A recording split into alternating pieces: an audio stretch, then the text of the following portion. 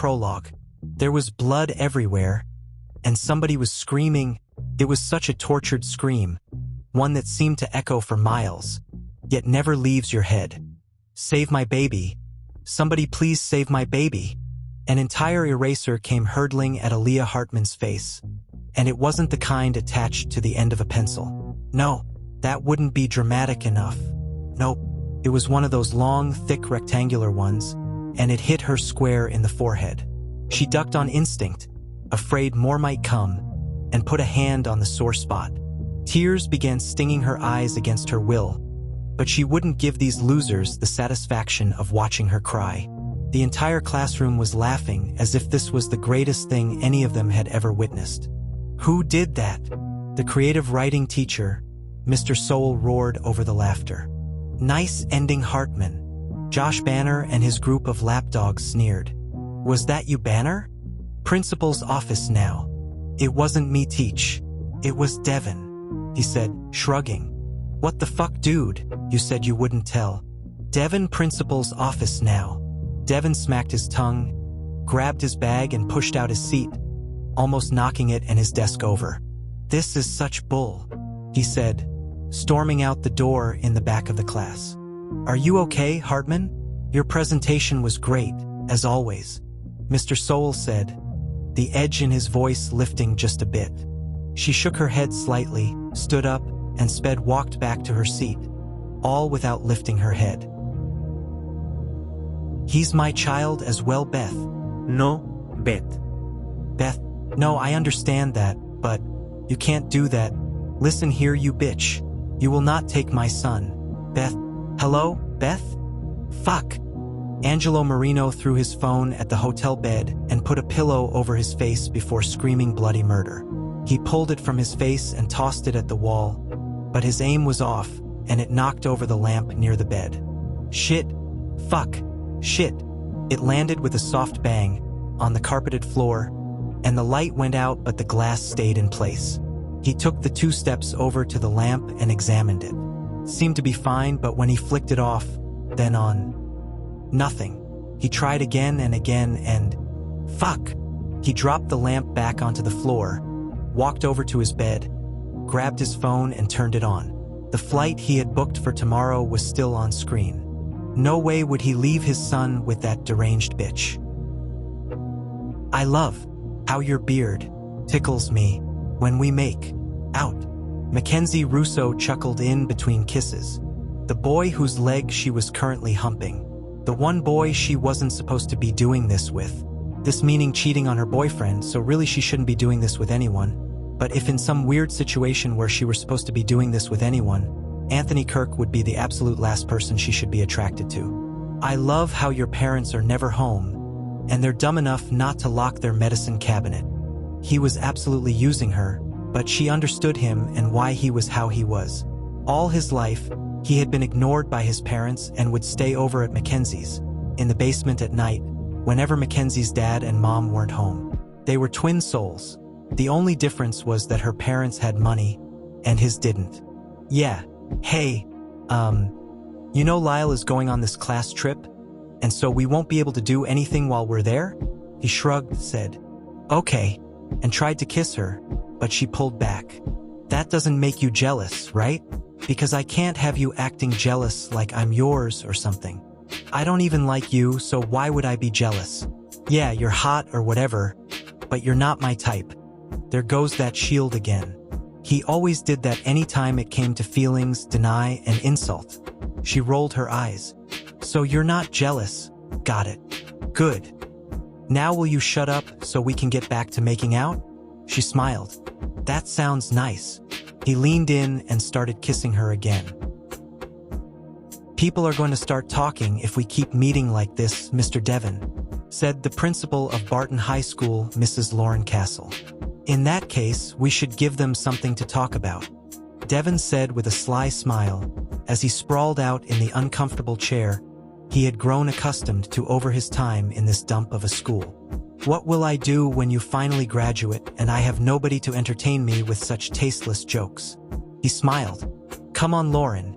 You know that you love these chats of ours. Look, Devon, Tomorrow is the creative writing class trip, and I don't want to see your face for the next week. So go to detention for the rest of the day. Stay quiet and don't let me see you again today or I'll bury your corpse in the football field, okay? He leaped up. Sounds like a fair and just punishment to me. Thank you very much. Aaliyah banged her hands in rhythm against the steering wheel of the shitty Jeep her mom had given her for her 18th birthday.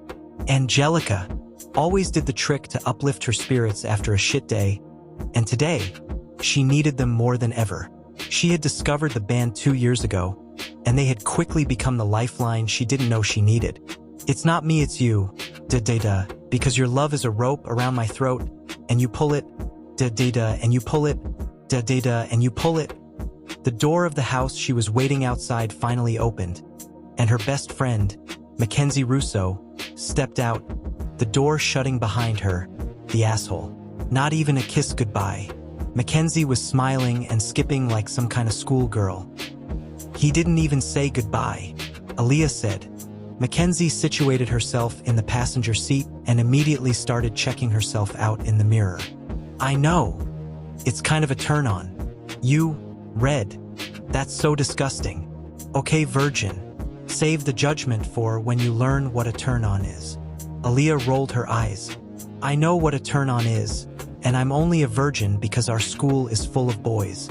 I want a man, and speaking of boys, what did you tell Lyle about you missing school? I told him that I took too many of my mom's Vicodin, and he didn't even question it. I know he's not the brightest, but he doesn't deserve to be cheated on.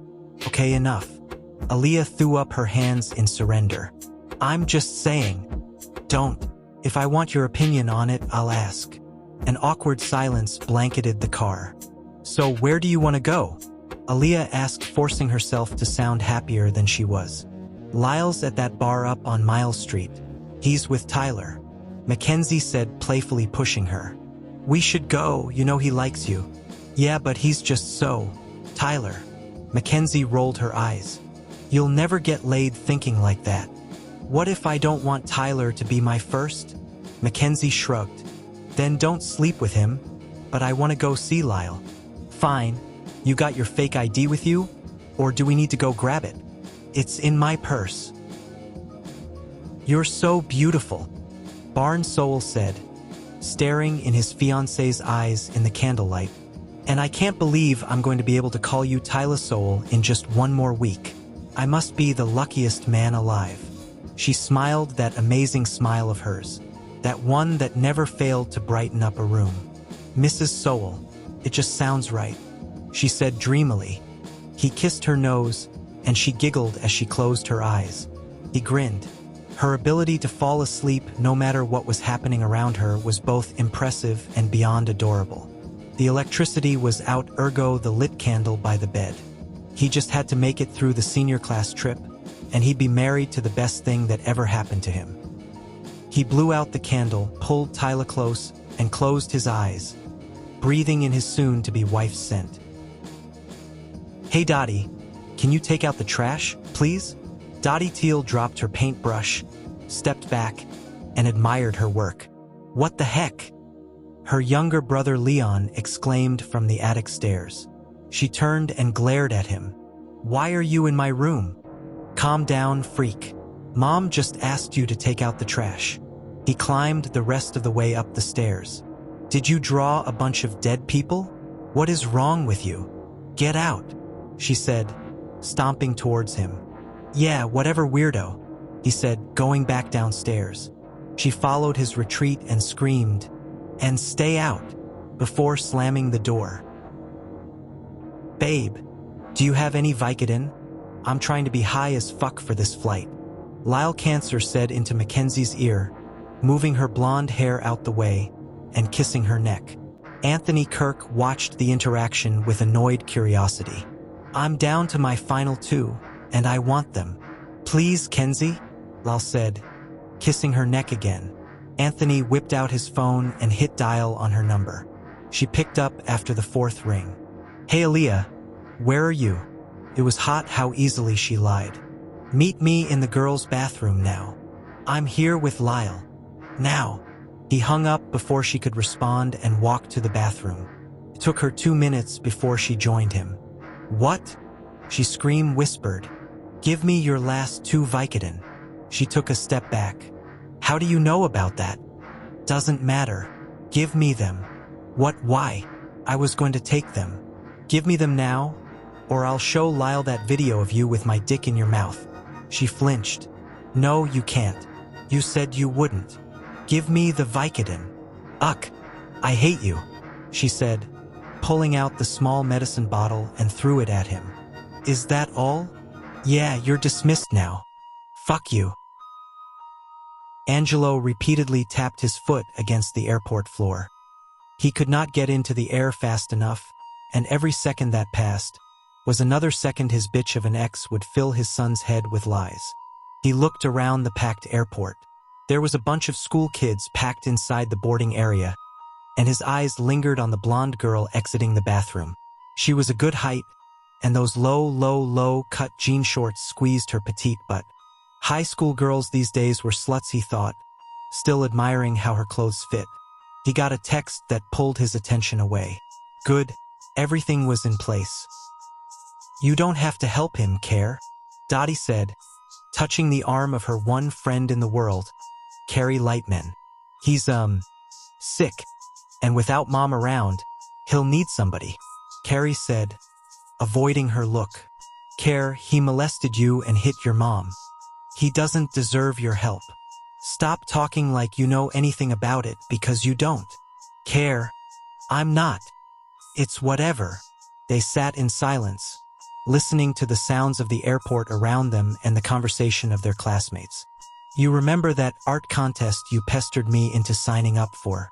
They called me yesterday and said I've made it into the final 3, and next month, they want to fly me and a friend out for a live judging thing, and I was wondering if you... Of course, Carrie said, throwing her arms around Dottie, giggling. I'm so happy for you. Flight 7D is now boarding, a woman announced through the loudspeakers. Okay, everyone listen up. Barn Soul clasped his hands together to get the attention of his class. You are all representing Barton High School, so act like it. When we get there, we'll head straight for the hotel, then we go see babes in bikinis, Devin said. A few of the kids giggled. No, Devin, we'll go visit the sites. Is that not what I said?